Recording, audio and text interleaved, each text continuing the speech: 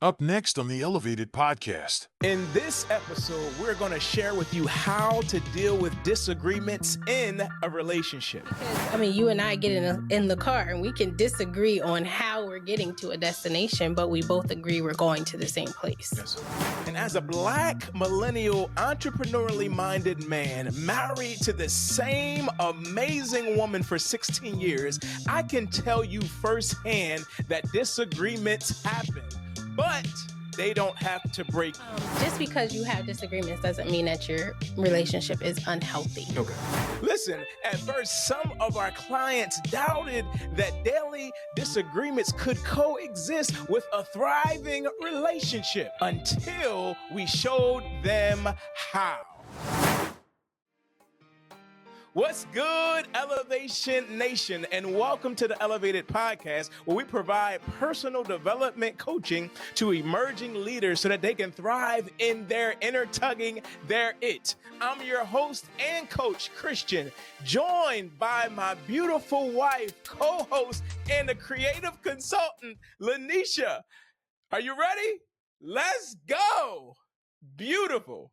First off, welcome, and I'm super excited that you finally agreed to be on a more, I'm going to let the cat out the bag, consistent basis, that you are agreeing to be here with us on a monthly consistent basis. Did I say monthly consistent basis? Anyway, we want to know, beautiful, what would you say is the first thing that you could share, something that we apply, because that's important, right? That we don't just share information that we read about, but that we actually have used for our 16 years, wonderful years, might I add. Wouldn't you say so as well?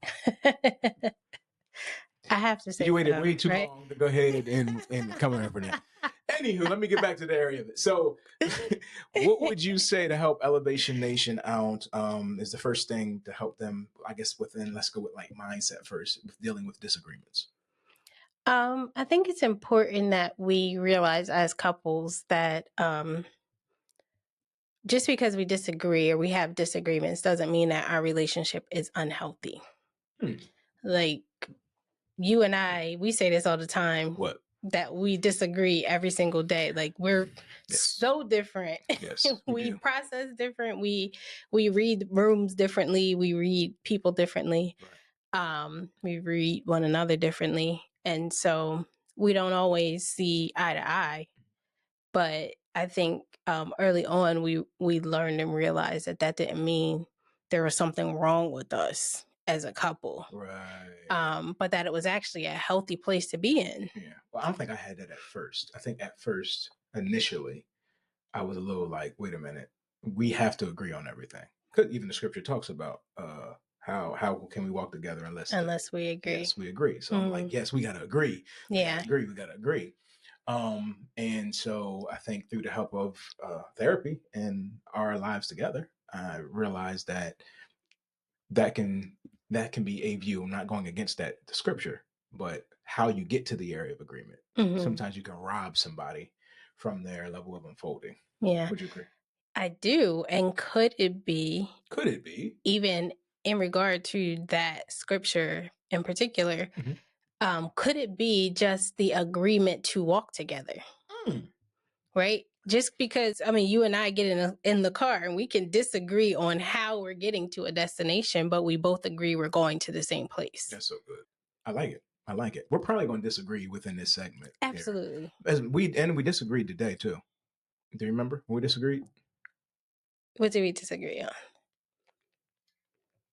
We disagreed when we were in an area of, I'll just say we were at a place and I asked you to use your phone.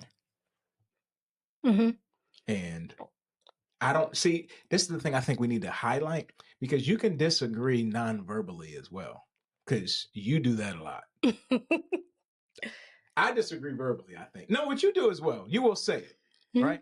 But it's a different perspective. I think that's the highlight. A lot of times I just go silent when I don't agree.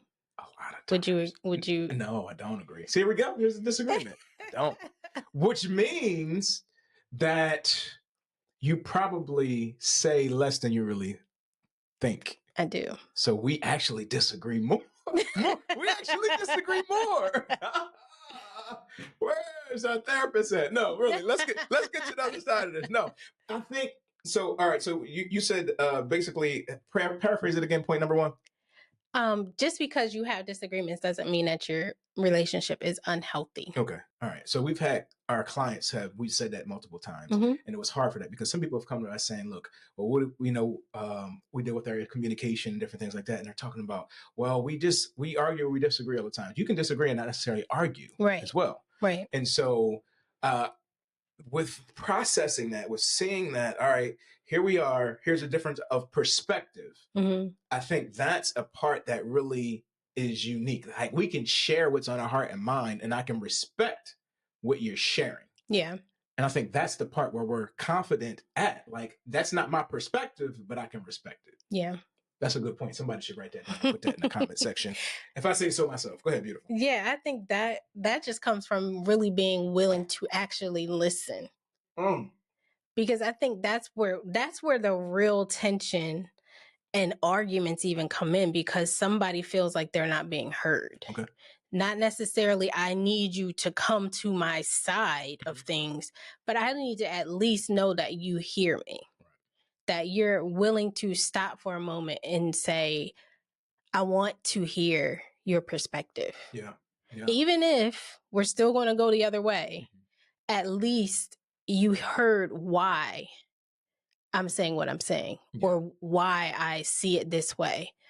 And I think that goes a long way. Yeah, and then listening, also sitting with it. Because I think a lot of times we'll hear things and then we just want to comment. Yeah. Or we just want to prove our point or whatever the case may be. To really sit with it. Sometimes you say some things and they piss me off. I'm like, yo, but she right. Like, she 100% right. I just didn't want to hear it pertaining to that. But so if I would say something else, I would say number 2 is that we have to respect who we are individually and collectively, like our identities, who God created us to be. Yeah. One thing that's important that I had to learn through these 16 years is I'm not trying to change you. Matter of fact, I can't change you. You know, yeah, as much as I might want to, like, I have prayed and some things have taken place, but it wasn't about changing you. At that point in time, it was about helping you to unfold and be the person that God has called and designed for you to be, and I get blessed as well. So anyway, it's all those things. The scripture says that all things work together. Anyway, I'll keep going. But seriously, processing this, thinking this thing through, Elevation Nation, look, bro, let me tell you, if you don't already, make sure that you have your spouse with you and next to you to see this and experience this, listen to this episode. But what do you think about that area of honoring our individual and collective identities? I think it's major because, first of all, if we were both the same or tried to force one another to be like us, our relationship would get boring really fast. Okay. Because who needs 2 people? One person's unnecessary if you're both the same. If you both think the same, you see things the same way, necessary? You bring all the skills, the same exact skill sets. Like, what is there? Maybe it's just a power. Like, no? Okay. I don't know. People always talk about like having things in common is different than being the same person. I understand. Right? Like, we have a lot of similarity, a lot of things in common. But our personalities and our mindset, as far as our like perspective in the world, in the earth realm, is very different. And I think learning to appreciate that gets you much further than combating it. Yeah. Like, if I try to spend all my time trying to force you to be like me, or even just be who I think you need to be, that part right there. We're not getting anywhere because I'm now trying to recreate what God already did. Like, God made you. I can't touch that. Only He can shift. Like you said, you prayed some things. Now I know. Beforehand, don't act that way because the camera's on. Keep going. But it's God. We're God's works of art. And so only the maker can come in and mold and shape things or shape us into what He wants us to be. But being able to truly appreciate one another where we are and for who we are is powerful. Absolutely. I agree that that's powerful. Who we are, whose we are. It's easier said than done at times though, because that sounds great and amazing. But when it comes down to it, I probably would say that I flunk sometimes, and then I get the quick recall to go ahead and kind of get there. Because I know truth that what you're sharing, even if it's a different perspective, your identity of who you are, like it makes sense, but still some feelings can arise. And I'm like, what's that about? So I think it's really, really important for us to really sit with self, even through this, to really realize who we are. You guys know my story, maybe you don't, where I had dealt with a whole lot of insecurities. And so when I don't know who I am, I can't really honor who you are. Yeah. Because now I'm projected, or I'm nervous because of this, or whatever. If they heard my intro, if I didn't say it, I should edit it in and say I marry a very strong, beautiful woman to move forward pertaining to those things. But here we go with this perspective though. I want to give a real life example before we go to share something else that Elevation Nation can use. You about to put me out in the streets? Maybe a little bit. Well, I think it's important to know that for everybody to know that we work together a lot. And so whether it's ministry, business, even in the background, so forth and so on, you're on this podcast every single time, but you're not here usually behind the scenes, but you're still here. But this is where I lead in this area. But you also have your own business. All of our businesses we own together, but we lead differently. Yeah. But you have your business of expanding brands. If you're looking it up, it's not EX, it's expanding brands. Anyway, but with your business, you lead in that area. So we have a uniqueness where we are basically contracting ourselves out to different organizations, so forth and so on. So I can think about one particular time where we had a new employee that we were working with, and we're sitting at the table making a decision as it relates to how the message is going to go out to the specific group. I won't give the details. I don't have permission to talk about the specific thing. And so when this letter came out, through your business, you are on the communication side, the social media side, you're through all that stuff. But for me, in the leading aspect of the coaching and the leadership development, there's two areas. So it came down to me being asked, what did I think? And I was like, I think it's too much. And you were like, well, no, I really think that that's exactly what's needed, because we need to build a know, like, and trust with this particular individual, so forth and so on. Well, I submitted to the information, even though technically I was the boss or the leader at that particular time. And it's those things where I'm saying, like, we can disagree. And I should get a shirt that says, I'm passionate, I'm not angry, because I get passionate, right? I talk with my hands all the time. I'm passionate, but I'm not angry. But we were able to have that and go back and forth. Not like this, oh, yes, no, what do you think, love? It wasn't like that. I was like, nah, this don't make sense to me because this, and this. And then you come from there, you come back, and then so forth. And I was like, okay, well, I mean, I don't agree, but this is your lead. Yeah. This is your expertise. So I submit to that. Yeah. And move forward with that. And we're proceeding with that plan pertaining to that. And I think I'm just sharing that example before you jump in as well, just to say that's putting these things together. Number one, understanding that because we disagree, like, again, it's just different perspectives. Doesn't mean that it's unhealthy. Also, it's the fact that realizing that I honor who you are and your levels of expertise in your being when you're truly being who you are. Yeah. And at the end of the day, like, we're going to operate with, it's still a team aspect. So I got to respect that. I got to celebrate that. I need to honor who you are and not feel like, well, I'm the man, so I need to go ahead. Nah, I got to pull off of that. Yeah. So go ahead. I think there was a reason in the beginning when God created Adam that he said man should not be alone. And I don't take that as like male. I just take that as human. Okay. Like, it's not good for any of us to be alone because other people's individual perspectives are helpful and necessary for us to be able to grow, to expand, to see or learn new things.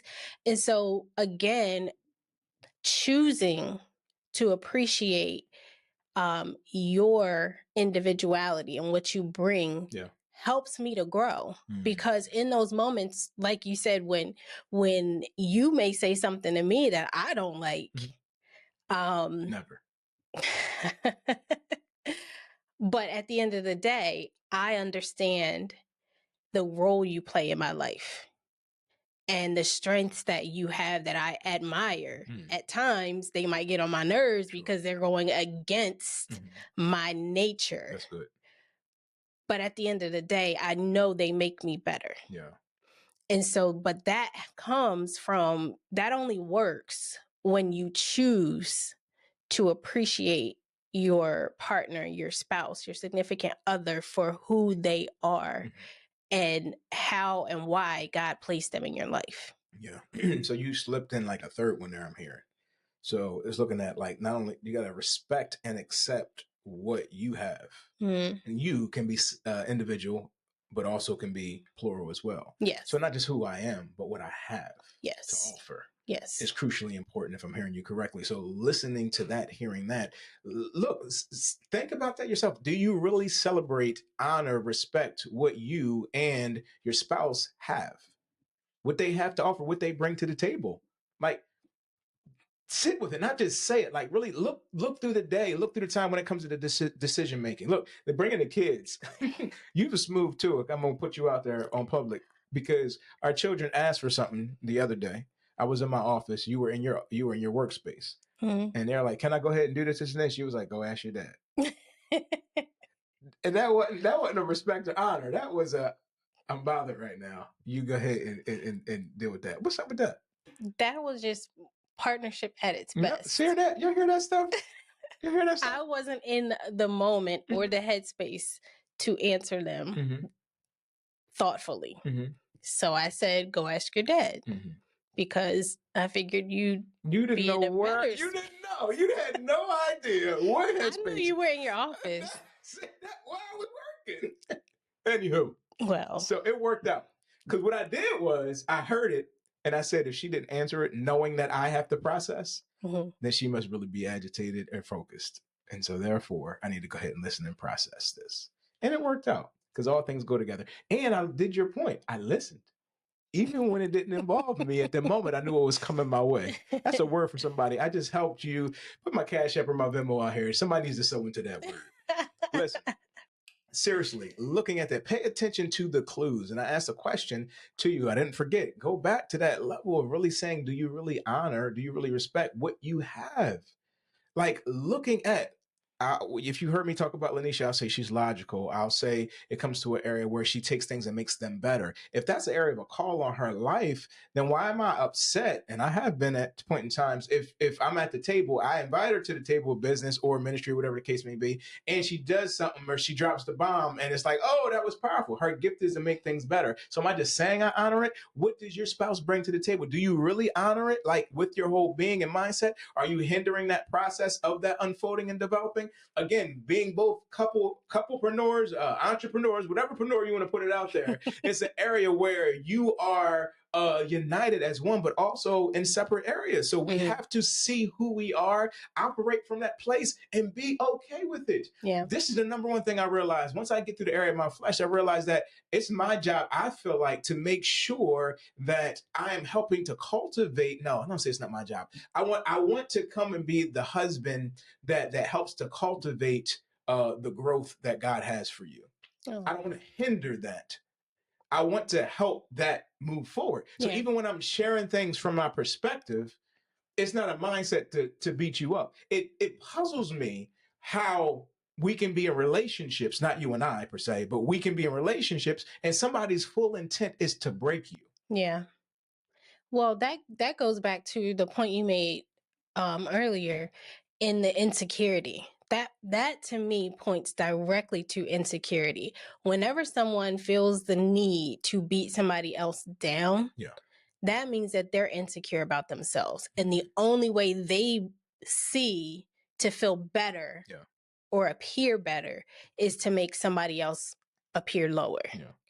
And it's a sad place to be in because the amazing things you accomplish as a couple, especially entrepreneurial couples, the amazing things that you will accomplish by truly accepting who you are and loving yourself first. Yeah. Yeah. And then you can fully embrace and love your spouse. Yeah. Like, you can't do that without loving yourself. You cannot do it. You will always sit in a seat of comparison when you haven't fully appreciated and embraced who you are. If I'm still insecure about what I'm bringing to the table, then I'm going to keep looking at you like, I don't do that. Right. I can't do that. Instead of, man, I love that you do that. Yeah. Take a drink. God bless you. Say la. But I can truly love and genuinely what you're bringing, because I know it makes us better. That's so powerful. It makes us better. But even in the area of us, I'm hearing you say it starts with me. Yeah. Like the real me, the true me. Mm-hmm. And we can't rush that process. No. I mean, we're 16 years in, 19, I think, in total dating, 18, 19. But that was a process.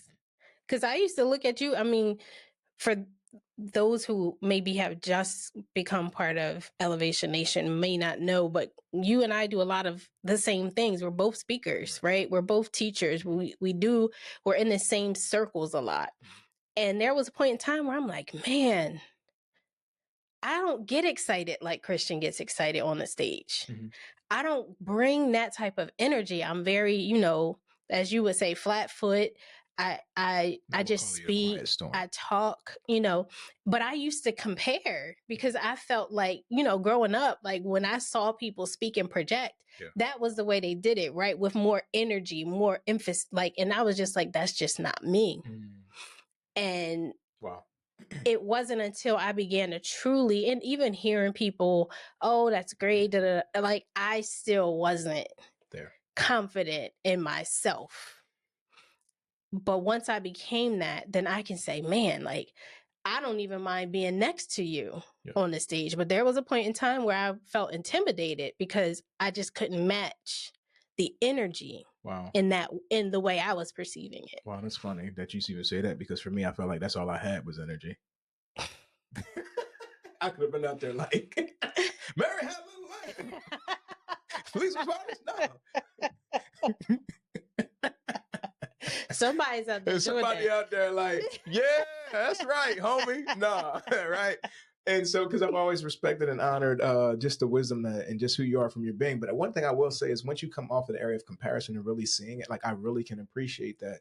And it leads me into another point that I want you to really share about, but pretty much like our support team, that area, because even as we're talking about things that involve other people, it doesn't rob us from doing the self-awareness. Yeah. Right.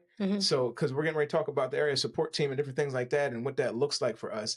And we have that. But I will say this even before we move into that, like, we don't have people in our lives that take the glory or are trying to tell us what to do for them to kind of, how I want to say that, for them to be egoic about it. You know what I'm saying? Like, yes, they love us. Yes, they care. But all of them either lead us back to God within or self within for us. I want them to give me answers at times.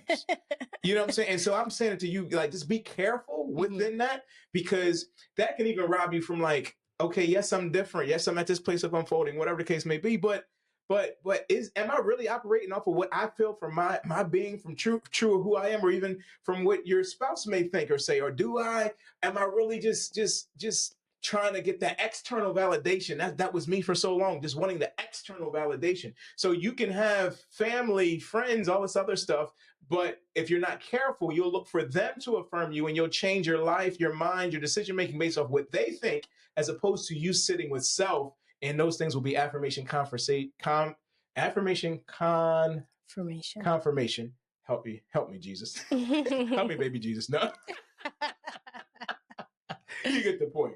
Talk to us a little bit, baby. Yeah, that support system is key, and I want to point something out pertaining to that. I think a lot of times, especially like in the social media world, you hear all about, oh, the haters and the people who didn't want you to be together, and like, let's leave that stuff where it is and not give it so much attention, not give it so much energy. Like the people who may not be rooting for you, the people who might not be, in your corner per se as a couple, let them be where they're at. But focus on what you have. That was, I say that to you all the time. That was one of the biggest pieces of advice that my parents gave me growing up was when I was teaching Sunday school. Mm-hmm.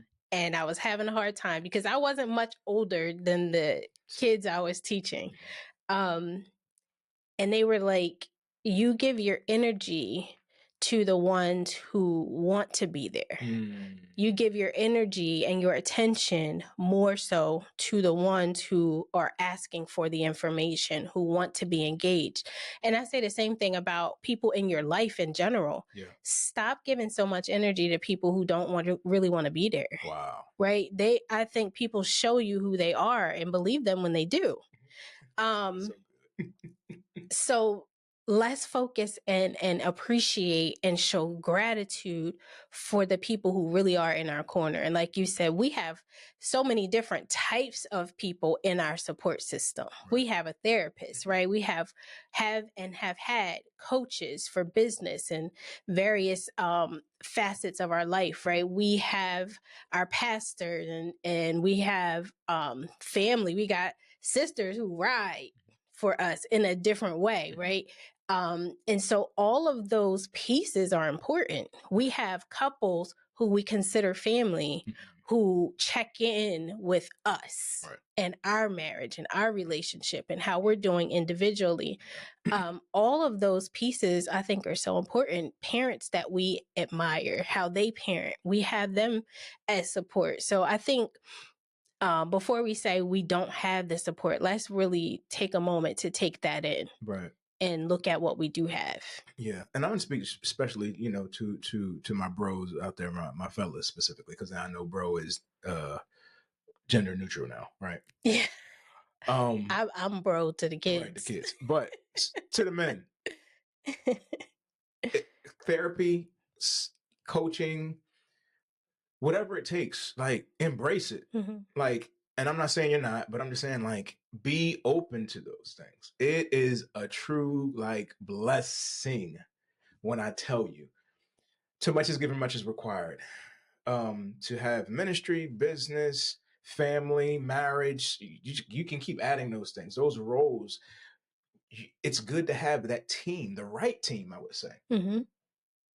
And I mean, right, I'm talking about the area of your unfolding and where you are. It's the other thing too. You may be experiencing something that's not fitting you. I'll say it this way. You need to release or remove things that no longer serve you. And then also stick with those things that do. Lyneesha and I do an exercise actually in the midst of it right now. Start, stop, and continue. Mm-hmm. What is it that I need to start that's going to align with my isness, align with who I am and where I'm desiring to go ahead and be individually, collectively, in my marriage, relationship, business, so forth and so on. But also at that place, what do I need to stop? What do I need to say no to, right? And what do I need to continue? And then realigning yourself from that place. But having that support team, it should be like, I feel like God gives everybody a puzzle piece. Yeah. And so it's a puzzle piece of your life, and everybody gets a puzzle piece pertaining to lay that thing down, but you're the one with the prophetic oversight and foresight to really see how dope and so how powerful this thing is. And you have that choice. Have people in your life that are going to point you back to who you're supposed to really be. Mm-hmm. And not to say tell you, but lead you in a way, ask you the right questions, point you back into the area of your relationship. It's crucially important to have those people. Don't just have the amen people that's just, yeah, you right, girl. Yeah, you right, bro. Leave them do this, that, whatever. Like, have people who are invested and they have fruit on their tree, not having false advertisement, but having true fruit on their tree. And they truly care about your future. They may not see where you're going, but they definitely care enough and even love you enough to even say, I don't know, but I'll go ahead and pray for you.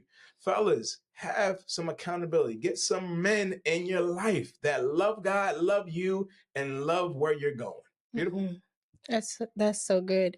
I was just gonna say, don't be afraid to ask for the support. Sometimes the support is just built in. Sometimes we're just blessed to have amazing families that we're born into and families that we choose.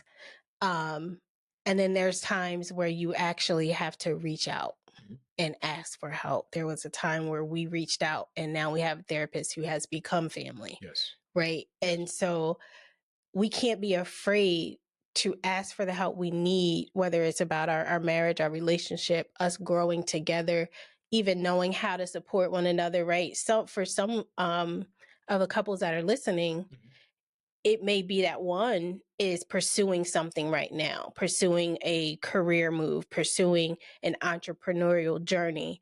And you may just be like in that seat of, how do I support them? Yeah. How do I show up for them? And so ask for the help, right? Reach out to someone you see who's doing it, who's killing it, right? And seek that advice, seek that wisdom. Everything doesn't just show up at our doorstep all the time. So that takes some humility. That takes some willingness to step out onto the waters, into an maybe unfamiliar territory.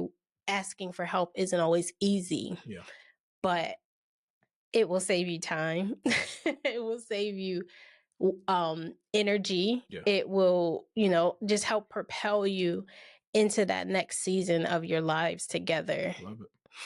I love it. I love it. Listen, if you found these steps that we were sharing, if you found them powerful, if you found them insightful, and they've been super helpful to you, we put together an infographic that we want you to have.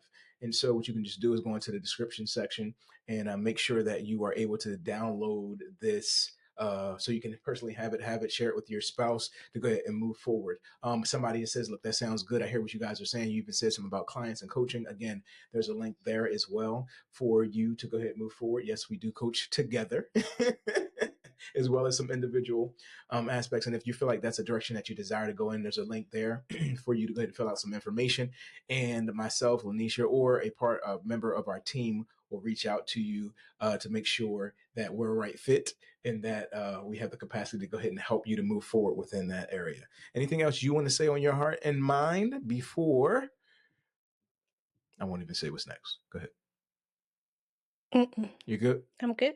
Elevation Nation, as always, you are amazing. You're powerful. We love you, and you are already blessed, but you should stick around because this next episode is powerful, and you need to take some time out. It's going to take you at least 45 minutes to get through this next clip to help you identify your own areas of passion. We talked about the individual aspect before we get to the couple part. I did a meditation, mindset, just alignment for you to operate from your passion, because that's where we believe you as an emerging leader, where God wants you to go and move forward. So go ahead and stick around for this next episode. We'll talk to you and see you